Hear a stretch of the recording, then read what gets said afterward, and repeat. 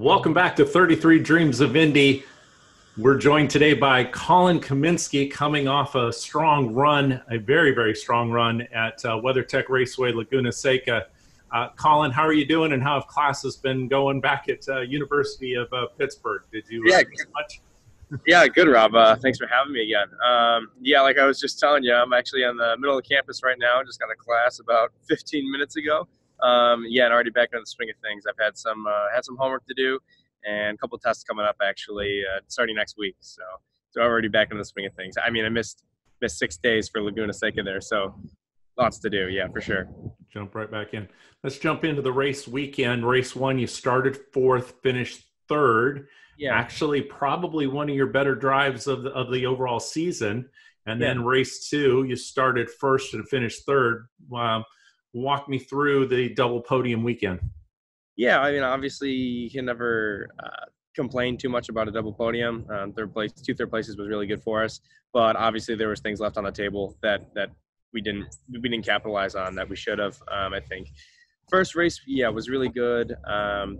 Definitely knew I was going to have really good pace, and going into qualifying, we knew the Pabst cars were going to be quick again, like always. And Eves went to stickers there at the end to snag that pole position to try and make that run for that championship, which obviously good strategy on their part.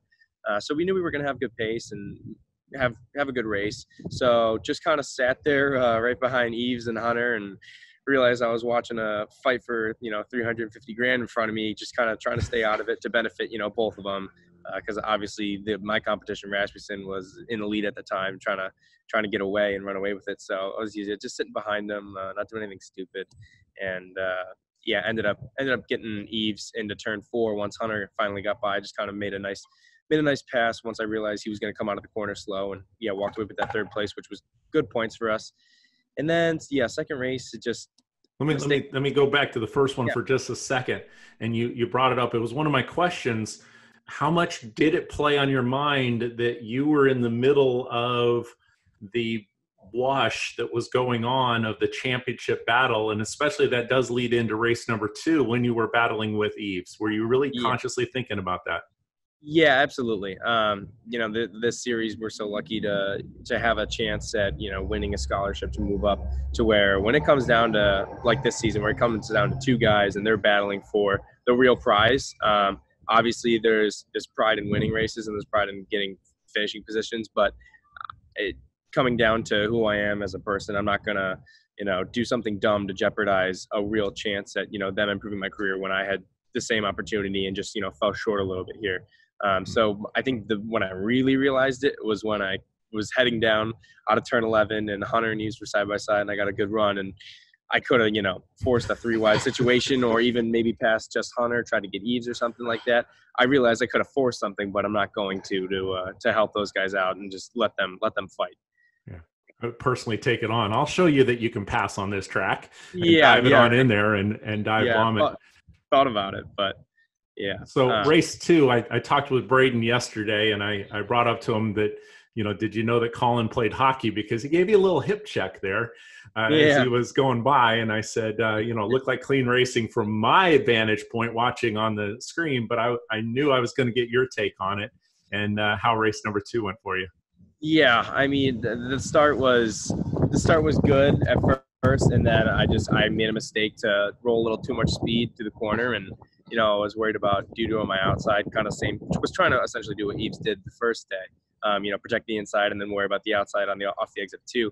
But my tires were a little too cold, and then when I went to turn, it just pushed. And then by the time I was side by side trying to hold that position on the outside, he threw me a little hip check from his right rear that pushed me off a bit. But I mean, if it wasn't something I liked in particular, but if you're battling for $350,000, I mean, I think the elbows are really going to come out. So it wasn't as dirty of a move as you might have seen on Rasmussen there towards the end, but no, nothing in particular I could do about that one. It was my mistake at the start anyways. That kind of put me there. So yeah, it kind of comes down to that capitalization on the weekend.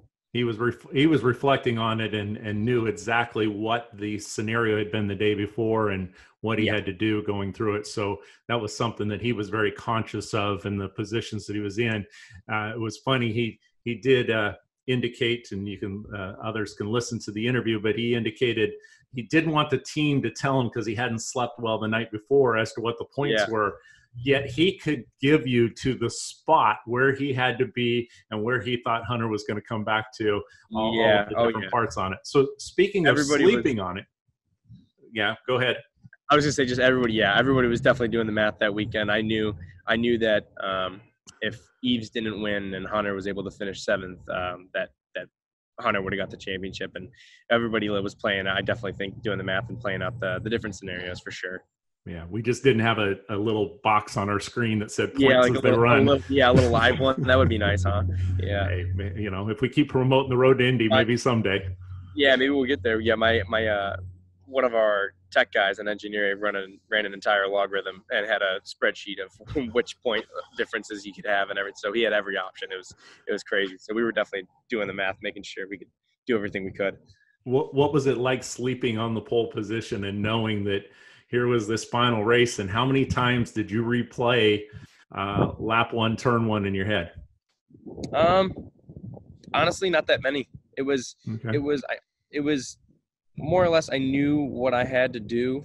The night before, I watched a lot of video, and then in the morning, just to kind of get in the mindset. But I definitely didn't take it as a lot of pressure as well, just because. I wasn't fighting for the championship. I was fighting for 3rd. And obviously I'm fighting for my team to get Pabst that first driver's championship. So I did as much as I could, I think, consciously to get in that right mindset. And at the end of the day, it came down to, I wouldn't even say a mental mistake, just a physical mistake of just, I guess, not getting the tires warm enough and kind of not getting that entry speed right into the corner that caused that. But I definitely don't think I was too stressed about it because I didn't want to let it, eat me alive or anything like that. It was just, I'm starting from pole. If I can get that clean start, I'm just going to try and drive away with that race. And unfortunately, just, mistake on my part didn't allow it to happen. It's part of racing. You're used to team sports with hockey. Your team claimed the team championship, something to be very proud of with that. What's special about Pabst Racing and your teammates? Everything. I mean, just the integrity of the team and the guys and girls under that tent. I think that was the thing that hit the hardest after we fell short a little bit there in the Drivers' Championship, to know that, what was, I think, 5 points he got it by. And the team puts so much effort and so much work all year long. And I think us as drivers just appreciate it so much. You can't even put it into words to each guy on the team. You can't express how much you care for what they do for you on and off the track. So, being under the Pabst tent this year was something special. And it was a great thing to be a part of, and we came that close. And obviously the team championship was still a great accomplishment. I think that's their 3rd in a row, I believe, something like that. But to come just a little bit short just for those guys, it's tough to swallow. But I think me and the other drivers just appreciate the hell about what they do for us. Yeah. Season for you: 6 podiums, Lucas Oil Raceway, Road America, Mid-Ohio, and then WeatherTech Raceway Laguna with the back-to-backs there. 11 top 5 finishes, 4th in points, actually tied with Christian Rasmussen there. And however they do all your guy with the spreadsheet has to go to how many 4th place finishes did you have versus him? No, it was down to it. As you reflect on the season, as you rate the season, above expectations, right where you're expecting, a little below? Honestly, I think the expectation completely flip-flopped about halfway through the season. I think going into it, it was, okay, when am I going to get that first podium? When am I going to make that crack? And then, the pole came before the first podium at Lucas Oil, and I think I might even said that in the last conversation, was that's kind of where I think the turntable in my eyes opened a little bit and was just like, okay, I think I'm supposed to be here. I think, obviously I've always had good finishes. I've just never been first in a real session. So I think that kind of turned the tides a little bit. And my expectations at the start of the season were not very high. And then halfway through, once I was gathering a couple poles, knew I was getting quick, my expectation definitely flipped to expecting to win, expecting to get those podiums. And obviously we fell short with that win. But I think I think I surprised guys on the team, and I think I surprised myself even.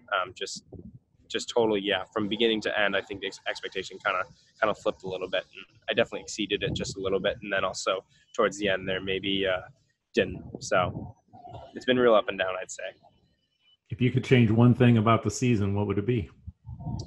If I would probably have to change, Rob, 6 things about the season that come to mind that were tiny little nuances that happened, that dictate that one point. And it's you can't think about those because obviously they'll eat you alive. If it comes down to one point, it comes down to one point. We tied, and everything happened for a reason this season. But it's tough to look back at just these tiny little things that, hey, if I finished here, didn't make this mistake there. I'm looking at 3rd in the championship as opposed to 4th, and in the grand scheme of things, maybe even the 1st in the championship.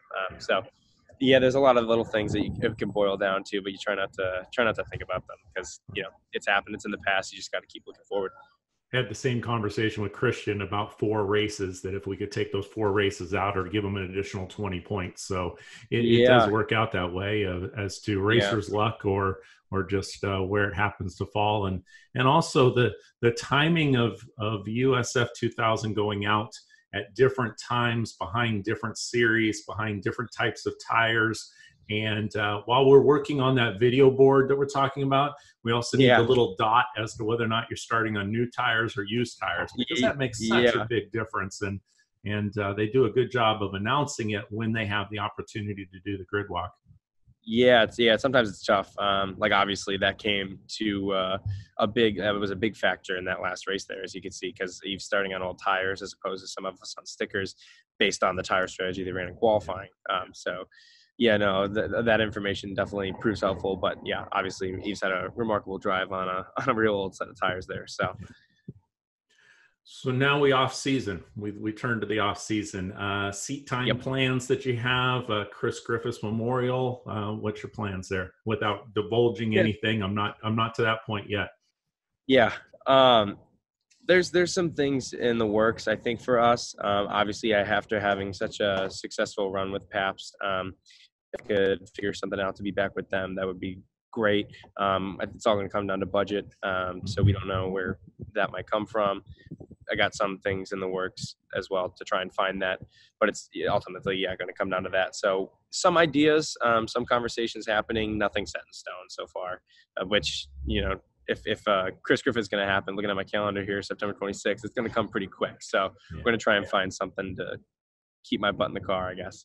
Yeah. Whether that's USF2000 or Indy Pro. I obviously maturing enough to have 2 seasons under my belt in USF2000. A step up would look ideal. So we'll see what happens, I guess. Yeah. So dream with me for a little bit. I posted this when I had done the video, but your birthday would fall on the running day of the 2029 Indianapolis 500. I don't know if you knew that. I was going to say, no, I definitely was looking. So obviously I know that my birthday falls on that weekend. So once I started taking an interest in IndyCar, I was like, oh, when could I run in the Indy 500 on my birthday? And I definitely was looking into the calendar and saw 2029 or whatever it is. I guess that's the year. And I was just like, that seems like a really long time away. I thought it'd be sooner, but it actually was just on my birthday 2 years ago. Not the one before, but I think, 2 years ago. So dreaming a little bit. Yeah, hopefully maybe some Indy 500 starts before then. But who knows? Maybe an Indy 500 win on my birthday. Yeah, in 2029. Although I'll be 10 years older. So. But that's about the same age that Newgarden is. So if you look at it from an aging standpoint, and I think we do sometimes get caught up in, here's the 14-year-old, here's the 15-year-old, here's the 16-year-old that's coming on this series or taking the steps through. And sometimes it progresses too quickly for them to get that cup of coffee in the majors, shall we say, and be able to do that. Yeah, and like we've talked before, I had a real late start to racing, even just like some other sports like hockey and stuff. So, yeah, the learning curve has been delayed a little bit for my age and stuff. I'm racing guys. Crawford turns 14. He couldn't even compete at St. Pete. So I'm racing real young guys. I'm definitely a little bit of the older one, kind of right in that medium there. But yeah, maybe an Indy 500 win on my birthday. I guess that would be my 30th birthday. Yeah. So that would be nice, right? maybe I'm just asking the questions so that they go back and this is the tape that they actually play Yeah. of Yeah. us talking about that and saying, There hey, you go. what if you dreamed of Indy? Hey, that's a little selfish plug there as well. We'll put that on the big boards that they have there at IMS when across the finish line or something. Yeah. Okay. Most important question that I've asked the whole time. Okay. I need your prediction for the Chicago Blackhawks. They're going to make the playoffs this year. So when Coach Q got fired, right, in what was that, October or November, like first third of the season, obviously you get this new young coach. I believe he was either with the Wolves or the Ice Hogs. I think he went with the Ice Hogs, and it was crazy successful there. I know he took them to the finals. I don't remember if they won or not, but under his plan, he really changed the way those guys played. So you got guys that are old, Taze and Kane, who've been there for how many years, running, the same systems their entire career. And now you got this new guy coming in who's adapting for the new game of hockey that these kids are being taught. I think under the new coach, they were able to find some successes, like that second half of the season. They made that late push. We got some good talent, I think, coming up. Defense is definitely still a little bit shaky all the way through, and I'm not even sure what's going on with the goaltending situation. Goaltending is a big part there. Delia's been good. Crawford, I have no idea what's going to happen. Predictions, if they can make it, I think they're going to end up with a 7th or 8th spot. It's going to be with teams like the Jets, the Blues now, Predators all still in the Central Division. That's going to be tough. So I'm saying best case scenario, a top 6 spot or something in the playoffs, but I think it's doable. I think this coach knows what he's doing. I think he's got some young talent. I think they'll be able to pull out some good wins here. Preseason's looking pretty shaky so far, but that's, still preseason, a lot of young guys and stuff getting filed in there. So we'll see what happens. Yeah, 6-0 thumping by the Capitals. So yeah, it wasn't great last night. And actually, I was at the Cubs game last night here in Pittsburgh, and I watched them officially eliminated from the postseason. So that was tough to watch. So Chicago sports they're taking a turn from the last decade or so. Well, you've had the spoils of victory for a little bit. Oh there. Yeah, I started watching the Blackhawks. Yeah, I started watching the Blackhawks in my first 2-3 seasons. I was able to watch 3 cups in the next 6. So it was we got some luck, and a Cubs World Series a couple years ago. So that was pretty cool. Well, best to you. I'm going to check back with you one way or the other after Chris Griffiths to see what's going on and how we go through. As of the time that we're recording this, 169 days until the road to Indy takes the track at my home track at St. Pete. So tick. There it goes. It'll be here before we know it. yeah, and it's is it March yet? That's what I keep asking. Yeah, right. We'll go through that. Best of luck to you with your studies. Hunker down. And pleasure, fantastic weekend at Laguna Seca. Hopefully that did open some eyes and create some opportunities for you with the upcoming testing and rolling into 2020. Thanks so much, Rob. I appreciate it. You got it. So until next time, keep dreaming. Thank you. You got it. All right. Hope you enjoyed this video from 33 Dreams of Indy. It would mean the world to me if you would click subscribe so that you could be notified of any new videos that come along.